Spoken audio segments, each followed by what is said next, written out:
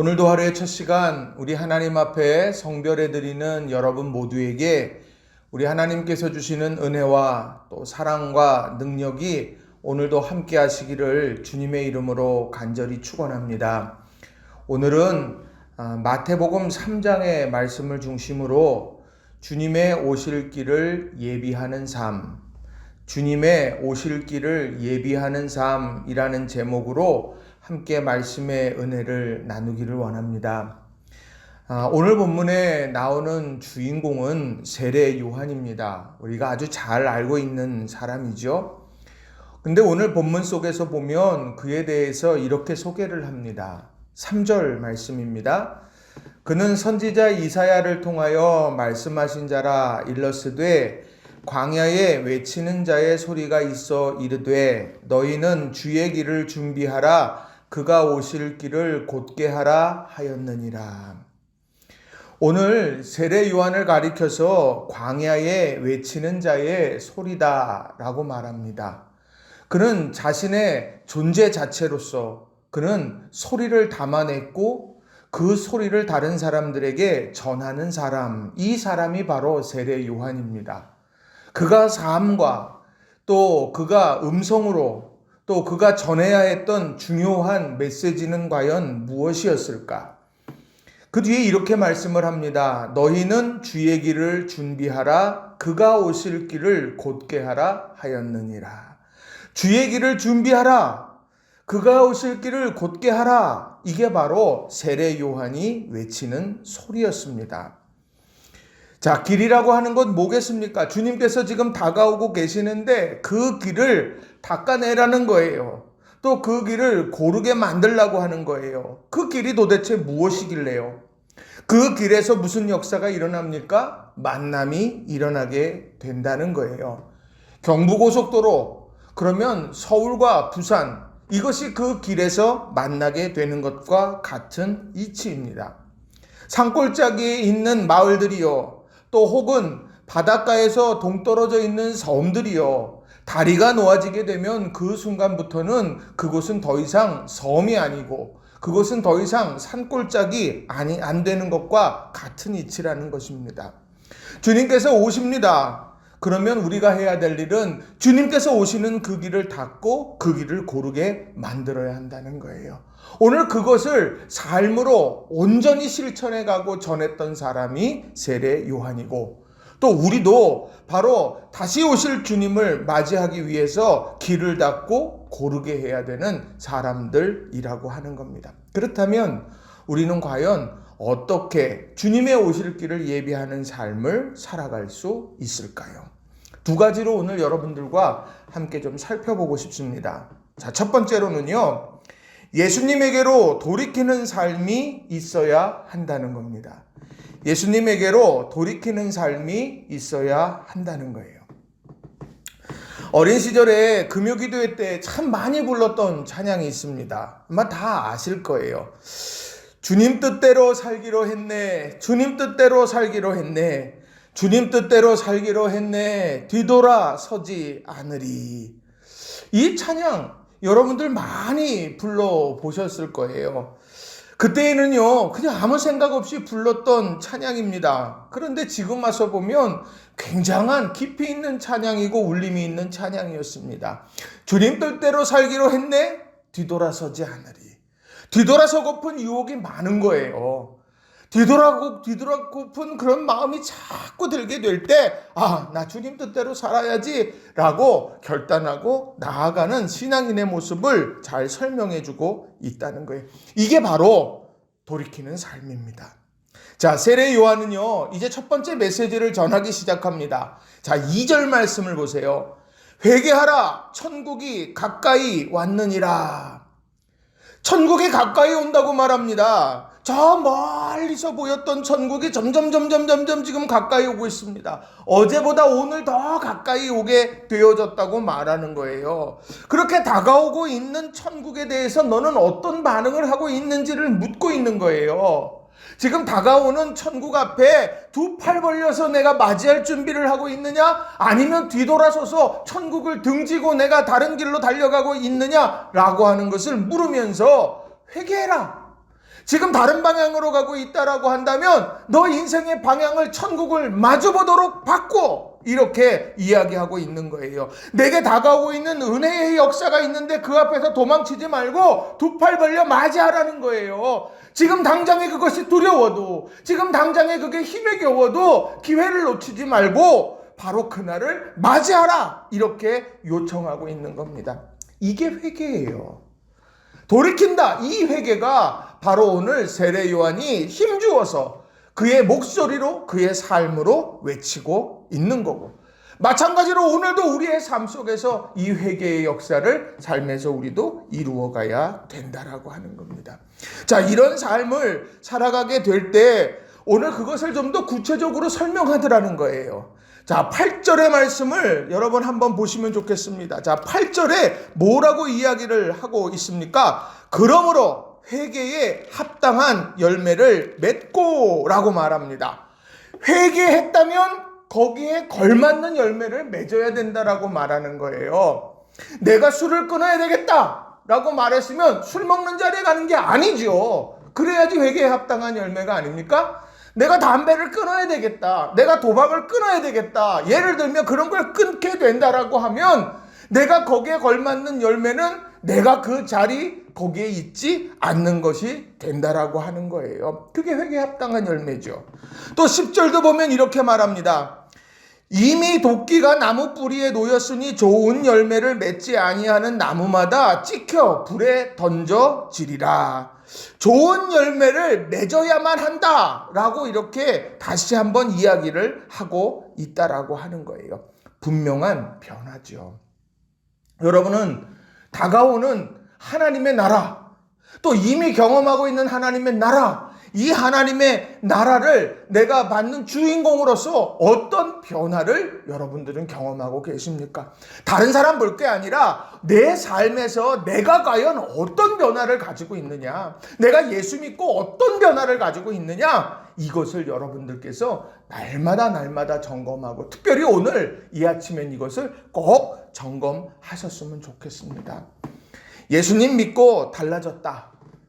오늘 예수님께서는 똑같이 회개하라 천국에 가까이 왔느니라, 이 말씀을 예수님께서도 공생의 기간에 전하셨는데, 그때 예수님께서 하나님 나라의 주인공, 그러니까 회개에 합당한 열매를 맺는 사람들이 맺어야만 하는 그 열매에 대해서 세 가지로 말씀을 하셨더라고요.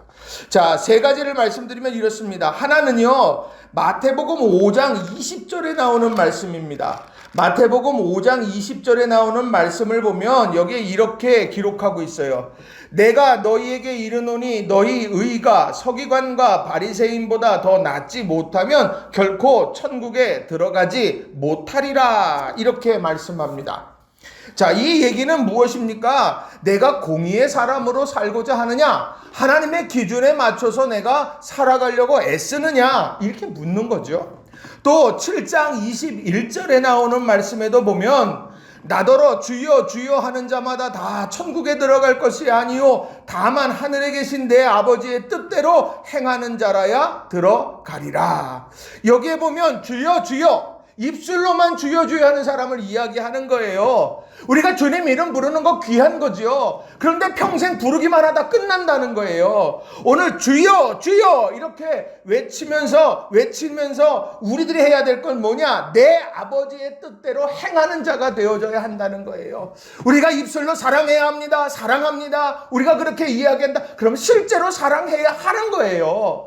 내가 정말 기도하겠습니다, 그럼 실제로 기도해야 하는 거예요. 오늘 이런 믿음의 실천, 사랑의 실천, 아버지가 주시는 감동을 따라서 내가 믿음 안에서 살아가는 것, 삶으로 표현해내는 것, 이게 바로 오늘 아버지의 뜻대로 행하는 자, 이 사람이 바로 하늘나라의 주인공이 된다라고 하는 거예요. 신앙생활은요, 책으로 하는 게 아닙니다. 신앙생활은요, 우리들이 그것을 보고 그것을 그대로 실천하는 거예요. 기도를 글로 배우는 게 아닙니다. 기도는 무릎으로 배우는 거예요. 우리가 이런 노력이 우리에게 필요하다는 이야기입니다. 또 세 번째로 뭐냐? 18장 3절에 나오는 말씀인데 이렇습니다. 이르시되 진실로 너희에게 이르노니 너희가 돌이켜 어린 아이들과 같이 되지 아니하면 결단코 천국에 들어가지 못하리라. 어린아이처럼 되라고 말합니다. 어린아이가 어때서요? 어린아이는요, 진실해요. 어린아이는 순수해요. 하나님의 말씀 그대로 아멘 받아요. 이게 무슨 함정일까? 이거 아멘하면 내 삶에 어떤, 제가 정말 희생과 섬김을 내가 강요받는 건가? 그렇게 계산기 두드림이 하지 않습니다. 하나님이 내게 주시는 마음 그대로 그 소원 앞에 아멘. 내가 그렇게 하면서 믿음 안에서 살아가는 거예요.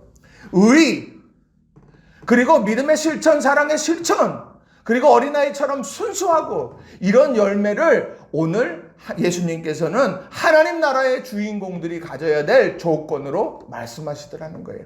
세례 요한이 맺어야 할 회개에 합당한 열매도 같다는 거예요. 바라긴 우리 모든 성도님들 한 분 한 분이 바로 이런 하나님께서 기뻐하시는 언제나 예수님에게로 돌이키고 또 열매를 맺으면서 살아갈 수 있는 우리 모든 성도님들이 다 되시길 주님의 이름으로 축원합니다. 아이고 그거 내가 어떻게, 그럼 평생 못해요. 내가 할 수 있는 거 그렇게까지는 못하더라도 내가 조금이라도 최선의 노력을 다하면서 노력해가고 그 범주를 점점 넓혀갈 때, 다가오는 천국을 향해서 내가 한 걸음이라도 더 나아가게 될 때, 뛰지 못해도 한 걸음이라도 나아가게 될 때 진정 우리의 삶에 완전한 변화와 축복이 있게 된다는 거예요. 이것을 기억하면서 믿음 안에서 살아가는 우리 성도님들이 다 되시기를 바랍니다. 두 번째로는요, 하나님의 영향력 아래에 있음을 잊지 않는 삶이라는 거예요. 하나님의 영향력 아래에 있음을 잊지 않는 삶이라고 하는 겁니다. 그게 예수님의 오심을 준비하는 삶이에요. 자, 세례 요한은 겸손한 사람이었습니다. 사람들이 흔히 개구리 올챙이적 생각하지 못한단 말하면서 사람들의 교만을 질타하곤 하죠. 근데 세례 요한은 달랐습니다. 오늘 본문 속에서 보여지는 세례 요한은 그런 사람들과 완전히 달랐는데 보세요. 오늘 그의 사역은 출발부터 놀라운 역사가 일어났어요. 사역의 초기부터요, 엄청난 역사들이 일어났어요. 자, 5절과 6절을 한번 보세요. 이때에 예루살렘과 온 유대와 사마리 요단강 사방에서 다 그에게 나와 자기들의 죄를 자복하고 요단강에서 그에게 세례를 받더니 사람들이 막 몰려오는 거예요. 막 몰려와서 그 사람들이 그 지금 세례 요한에게 머리를 대고 또 거기에 몸을 담갔다가 그렇게 세례를 받고 있는 상황입니다. 얼마나 장관이겠습니까?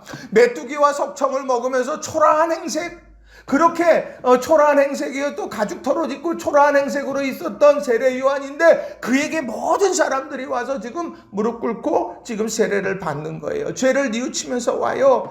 얼마나 장관이었을까?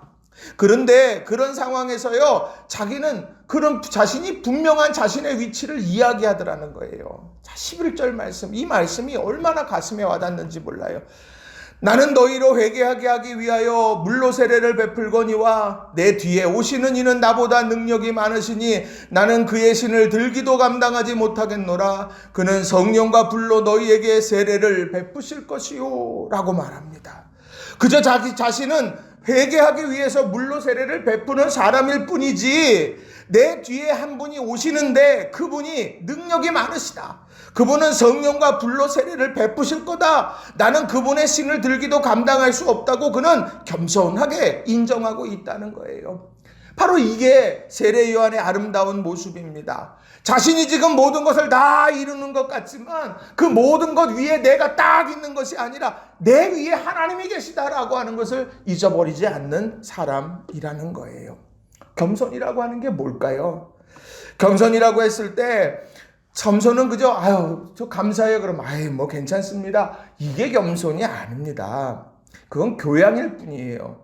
참된 신앙에서 말하는 겸손은 뭐냐면 이렇습니다. 아무리 사람들이 떠받들어도 하나님이 앞에 서 있지 않으면, 하나님께서 함께 해주시지 않으면 망할 수밖에 없음을 알고 기도하며 하나님 앞에 납작 엎드리고 매달리는 태도, 이게 바로 참된 신앙으로 보는 겸손이라는 거예요. 근데 하나님 없으면 안 됩니다.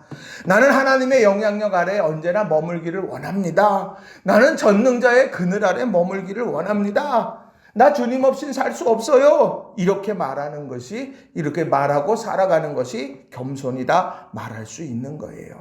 왜 이렇게 겸손이 중요할까요? 겸손과 교만은요, 단순한 태도의 문제만은 아니에요. 그건 영적인 생존의 문제라고 말할 수 있습니다. 그 대표적인 것이 역대하 26장 4절과 5절 또 26장 16절에 소개되는데 이렇게 말해요. 제가 좀 읽어드리겠습니다. 역대하 26장 4절부터 5절이에요. 우시야가 그의 아버지 아마샤의 모든 행위대로 여호와 보시기에 정직하게 행하며 하나님의 묵시를 밝히 하는 스가랴가 사는 날에 하나님을 찾았고 그가 여호와를 찾을 동안에는 하나님이 형통하게 하셨더라. 아멘. 하나님을 찾았고 하나님을 찾는 동안 하나님이 형통하게 하셨습니다. 우시야 왕에게 그렇게 하셨다는 거예요. 여러분이 하나님을 찾으시고 형통하게 되기를 주님의 이름으로 축원합니다. 자, 그런데 역대하 26장 16절 거기에 보면 이렇게 또 말해요. 그가 강성하여짐에 그의 마음이 교만하여 악을 행하여 그의 하나님 여호와께 범죄하되 곧 여호와의 성전에 들어가서 향단에 분향하려 한지라. 그가 강성해졌더니 마음이 교만해졌어요. 마음이 교만해지면서 악을 행했어요. 그리고 하나님 여호와께 범죄하게 됐습니다. 그러면서 그의 인생은 꼬여지기 시작했던 거예요. 오늘이요, 우리가 강성해질 때 더 하나님을 인정해야 되는 거예요. 우리들이 힘들 때는 당연히 하나님 의지해요. 왜? 기댈 데 없으니까. 하나님이 풀어주셔야만 되니까 하나님 의지해요. 그런데 막상 강성해지고 모든 거 풀리고 나면 언제 하나님 앞에 내가 기도했느냐, 나 하나님 없이도 내가 살아갈 수 있을 것 같은 그런 착각 속에서 그렇게 사로잡혀 교만하게 될 때가 많다라고 하는 거예요. 그러니까 강성해질수록 더 강해져야 되는, 더 우리가 신중해져야 되는 거고 자신을 돌아봐야 된다라고 하는 겁니다. 이런 결정적인 것은 무엇입니까? 나중에 예수님이 세례를 받으러 다 오시게 될 때 뭐라고 말을 하냐? 요한이 말려 이르되 내가 당신에게서 세례를 받아야 할 터인데 당신이 내게로 오십니까? 이렇게 14절에서 이야기를 하더라는 거예요. 오늘이요, 언제나 우리는 하나님의 영향력 아래에 있는 사람이다. 하나님 영향력 아래에 우리는 있는 사람이다. 이것을 늘 기억하면서 우리가 믿음 안에서 살아갈 수 있으면 좋겠어요. 그게 형통하는 길입니다. 그 사람에게 하나님이 은혜를 내려주시는 거예요. 바라긴 우리 성도님들, 우리가 코로나19 때문에 함께 모여서 기도하지 못해요. 그러다 보니 마음이 나태해지지는 않습니까? 누구도 보지 않으니까 내가 그저 기도 안 하고 있어도 아무도 모르겠지. 아니요, 하나님 아세요. 기도는요, 내가 하나님 앞에 겸손의 모습을 보여드리는 가장 중요한 거예요. 묻고 또 하나님께 의지하고 또 하나님께 상담하고 이런 기도의 모습이 우리 모두에게 있기를 주님의 이름으로 부탁을 드립니다. 그게 겸손한 자의 모습입니다. 힘들고 어렵죠. 여러분 기도하세요. 그리고 하나님이 주시는 형통함을 누리세요. 그리고 여러분이 형통해졌을 때 하나님 잊어버리시면 안 됩니다. 하나님이 항상 내 위에 계시다. 이것을 기억하면서 믿음 안에 사는 저와 여러분 되기를 바랍니다. 말씀을 정리합니다. 오늘은요, 주님의 오실 길을 예비하는 삶이 무엇인가를 세례 요한의 삶을 통해서 봤어요. 그가요, 온 삶으로 소리쳤던 내용이 있죠. 주의 길을 닦고 주의 길을 고르게 해라. 그래야 주님 만난다. 오늘 그것처럼 우리는 언제나 예수님에게로 돌이키는 삶, 다가오는 천국의 믿음으로 반응하는 삶을 살도록 애쓰고 결단하는 우리가 되기를 소망합니다. 그리고 우리의 삶에 그렇게 회개에 합당한 열매를 늘 맺어서 의의 열매도 맺고 아버지의 뜻대로 행하는 것으로 나아가고 어린아이같이 순수한 믿음으로 정말 하나님을 기쁘시게 하고 천국의 주인공으로 부족함이 없는 우리 모든 성도님들 다 되시기를 바랍니다. 그리고 무엇보다 겸손해야 합니다. 우리가 하나님 앞에서도 사람들 앞에서도 겸손하세요. 하나님이 내게 맡겨주신 물질이고 하나님이 내게 맡겨주신 건강이고 하나님이 내게 맡겨주신 사람이고 우리가 이것을 기억하면서 늘 하나님을 사랑하고 기억하는 우리 모든 성도님들 다 되시길 주님의 이름으로 축원합니다. 기도하겠습니다.